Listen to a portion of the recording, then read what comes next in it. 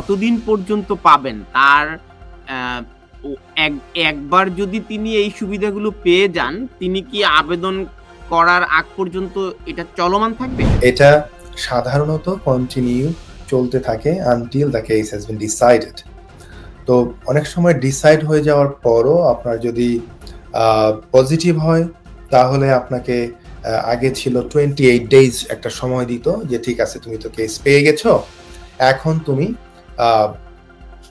তোমার যদি প্রয়োজন হয় তুমি আইদার জব করো অথবা তোমার সকল সুবিধা রয়েছে।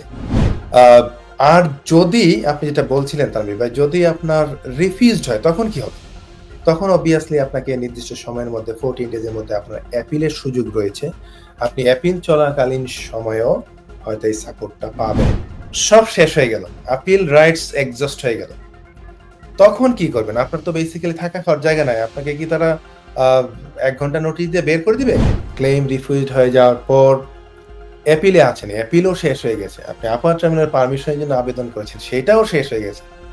তারপরেও তারা আন্ডার সেকশন 4 আপনাকে আরো কিছুদিন থাকতে দিচ্ছে। সেটা তো আইনি সহায়তার জন্য তো হেল্প করবে।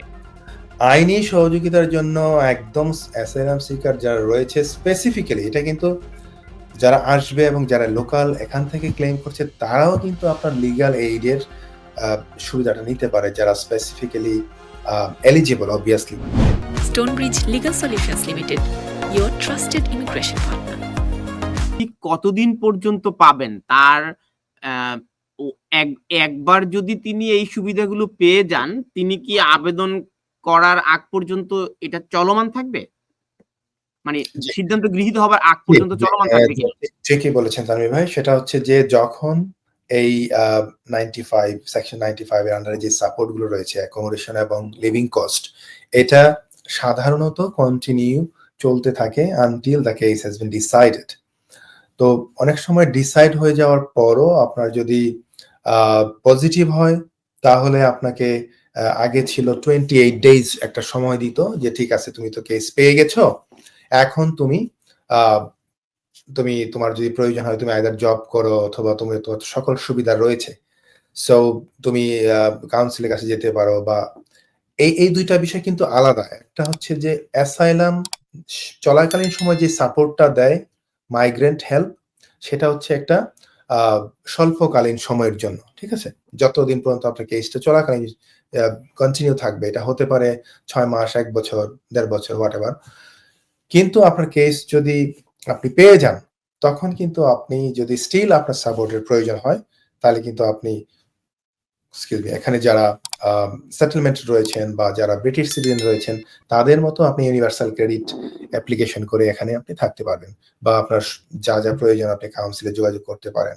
হাউজিং এর জন্য হলে হাউজিং বা অন্যান্য যে সকল সুবিধা, বা আপনার যদি জব সিকার অ্যালাউন্স এর প্রয়োজন হয়, I mean whatever the help এখানে যারা পায়, নাগরিক হিসেবে যে সকল সুবিধা রয়েছে আপনি সেটা পাবেন যখন আপনি রেফিউজি স্ট্যাটাসটা পেয়ে যাবেন। বাট অবভিয়াসলি আপনাকে যে টেম্পোরারি যে মাইগ্রেন্ট হেল্প অ্যাসাইলাম চলাকালীন যে সুযোগ সুবিধাটা দিয়েছিল, সেটা কিন্তু আপনাকে ২ মাসের মধ্যে সাধারণত আপনার 56 ডেজ খুব সম্ভবত, এই আগে ছিল 28 ডেজ, এখন তারা ২ মাস সময় দিয়েছে যে 60 ডেজ এর মধ্যে হয়তো তোমাকে থেকে একটা রিজনেবল অ্যারেঞ্জমেন্ট করে এই হোম অফিসের প্রদত্ত যে অ্যাকোমোডেশনটা ছিল সেটা আপনাকে ছেড়ে দিতে হবে।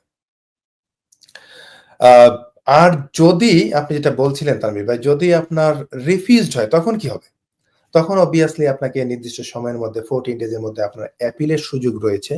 আপনি অ্যাপিল চলাকালীন সময়েও হয়তো এই সাপোর্টটা পাবেন। যতক্ষণ পর্যন্ত না আপনার সকল রাইটস, আপনার অ্যাপিল রাইটস গুলো এক্সহস্টেড না হবে, শেষ না হবে, ততদিন পর্যন্ত কিন্তু আপনি এই সুযোগ সুবিধাটা চলমান থাকবে। এখন প্রশ্ন হচ্ছে তানভীর ভাই, ধরেন আপনার সব শেষ হয়ে গেল, আপিল রাইটস এক্সহস্ট হয়ে গেল, তখন কি করবেন? আপনার তো বেসিক্যালি থাকা খাওয়ার জায়গা নাই। আপনাকে কি তারা ১ ঘন্টা নোটিশ দিয়ে বের করে দিবে? ব্যাপারটা কিন্তু তা না। এখন আমার এখানে আরেকটা জিনিস রয়েছে, যখন আপনার সেকশন 95 এর সুযোগ সুবিধা হচ্ছে আপনার যতদিন পর্যন্ত কেসটা চলমান থাকবে, আপনার অ্যাপিল চলমান থাকবে এবং অ্যাপিল রাইটস এক্সহস্ট না হওয়া পর্যন্ত আপনি এই সুবিধাটা পাবেন। যখন আপনার অ্যাপিল রাইটস ও এক্সহস্ট হয়ে গেছে, আপনাকে হয়তো হোম অফিস বলেছে যে আপনাকে একটা নির্দিষ্ট সময়ের মধ্যে আপনাকে চলে যেতে হবে, হয়তো ফর সাম রিজন আপনি ইমিডিয়েটলি যেতে পারছেন না, তখন আপনাকে আন্ডার সেকশন 4 এটা একটা আলাদা সুবিধা দিয়ে থাকে যে আপনি কন্টিনিউয়াসলি থাকতে পারবেন, বাট এখানে কোনো ক্যাশের আপনাকে সুবিধাটা তারা দেয়া বন্ধ করে দেয়, যে ঠিক আছে তুমি কোনো রকম থাকতে পারবা, আর লিভিং অ্যারেঞ্জমেন্ট যখন আপনার হয়ে যাবে, যতদিন পর্যন্ত না আপনি যেতে পারছেন, এই টেম্পোরারি সময়ের অ্যাডিশনাল টাইমটা আন্ডার সেকশন 4 এ আপনি এখানে থাকতে পারবেন। এই সুযোগ সুবিধাটা রয়েছে আপনার সকল অ্যাপিল রাইটস যখন এক্সস্টেড হয়ে যায়। তারপরেও কিন্তু হোম অফিস দেখেন আপনার কত মানবিক, আপনি চিন্তা করে দেখেন বিষয়গুলো।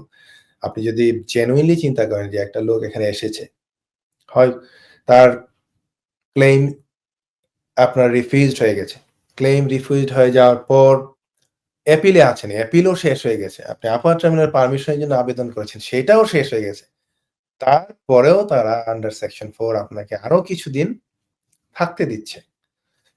সো আমি বলব যে এই দিক দিয়ে কিন্তু আসলে ইউনাইটেড কিংডম অনেক মানবিকতা দেখায় যারা অ্যাসাইলাম সিকার এখানে। তাদের কোনো প্রকার কন্ট্রিবিউশন নাই, তারা জাস্ট এসেছে, এসে বলছে যে আমাকে বাঁচাও। তারপরে তাদের রাইটস যদি গৃহীত হয়, এবং লিগ্যাল রিপ্রেজেন্টেশনের জন্য তো হেল্প করছে, সেটা তো আইনি আছে। সহায়তার জন্য তো হেল্প করবে। আইনি সহযোগিতার জন্য একদম অ্যাসাইলাম সিকার যারা রয়েছে স্পেসিফিক্যালি, এটা কিন্তু যারা আসবে এবং যারা লোকাল এখান থেকে ক্লেম করছে তারাও কিন্তু আপনার লিগ্যাল এইডের সুবিধাটা নিতে পারে, যারা স্পেসিফিক্যালি এলিজিবল। অবভিয়াসলি আপনি যদি এখানে কাজ করেন বা কাজের রাইট থাকে, বা আপনি যদি ইনকাম থাকে বা কিছু সেভিংস থাকে, সেই ক্ষেত্রে হয়তো আপনি পাবেন না, বাট আপনি যদি জেনুইনলি এলিজিবল হন, তারা সেই ক্ষেত্রে অবশ্যই আপনি কোথায় থাকছেন, আপনার 6 মান্থস অ্যাটলিস্ট লাস্ট 6 মান্থসের কোনো প্রকার ইনকাম রয়েছে কিনা, সকল ব্যাংক স্টেটমেন্ট দিয়ে দিতে হয় জমা। একটা জিনিস আমি এখানে বলি, অনেকে করে কি যে হয়তো তার অনেকগুলো ব্যাংক স্টেটমেন্ট রয়েছে বা ব্যাংক রয়েছে, তখন দেখা যায় কি যে হোম অফিসের কাছে লুকানোর জন্য অনেক সময় 2টা ব্যাংক স্টেটমেন্ট দিল আর একটা যেটাতে টাকা পয়সা আছে সেটা রেখে দিল। হোম অফিস কিন্তু এত বোকা না। হোম অফিস কিন্তু আপনার এই যে ক্রেডিট রেফারেন্সিং কোম্পানি রয়েছে লাইক ইকোএফএক্স, এদের মাধ্যমে তার একটা সার্চ দিয়ে তার কি অ্যাকাউন্ট রয়েছে, কয়টা অ্যাকাউন্ট রয়েছে, কোন জায়গায় কত কি সবকিছু বের করে বলে যে তুমি তো 2টা অ্যাকাউন্টের স্টেটমেন্ট দিয়েছো, এখন এই বাকি 2টা আমাদেরকে প্রোভাইড করো। So before they make decisions এই জিনিসগুলি চায়। সো অবভিয়াসলি তারা মেক শিওর করতে চায় যে যাদের অ্যাকচুয়ালি হক রয়েছে, হ্যাঁ, যাদের অ্যাকচুয়ালি জিনিসটা দরকার, তারা যাতে জিনিসটা পায়, তারা যাতে জেনুইন যাদের নিড তারা যাতে পায়, সেই জিনিসটা তারা বিবেচনা করতে চায়। এই জন্য তারা এই বিষয়গুলো কিন্তু দেখে থাকে, তারা কিন্তু কোয়াইট স্মার্ট, আপনার সবকিছু বের করে নিয়ে আসে।